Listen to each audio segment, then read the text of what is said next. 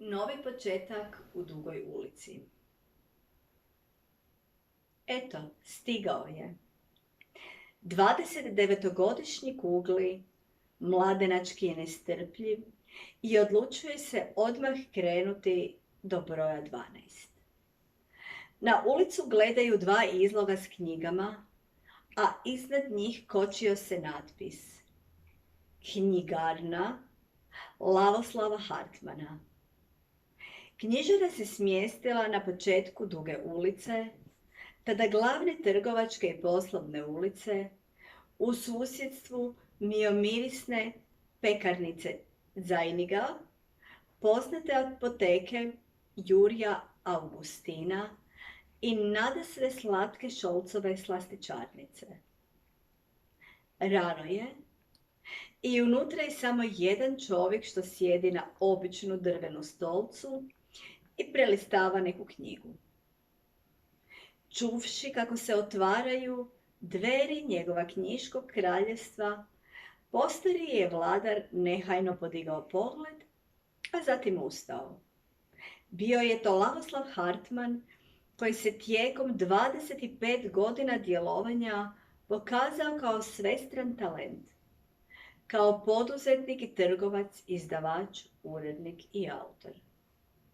Hartman je bio vrlo učen čovjek. Posjedovao je izrazitu književnu kulturu i vrlo brzo postao cijenjen u svekolikom zagrebačkom društvu. O tome svjedoči i ugled koji ga je nadživio, a njegovi su lik i djelo nepreskočivi u svim prikazima knjižarstva i izdavaštva. Kugli doista nije mogao doći na bolje mjesto. Gospodin izvoljeva. Kugli ne dvoji da je pred njim vlasnik knjižare. Pozdravi gospodina naklonom glave, te glasno prozbori: Ime mi je Kugli i dolazim vam, gospodine Hartman, s preporukom svojih bečkih poslodavaca i učitelja, Lehnera i Manca.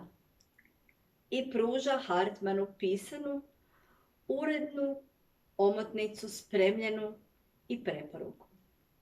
Hartman je samo ovlaš pogleda, jer njegov se pogled puno duže zadržao na Kugliju. Nakon nekog vremena konačno progovori.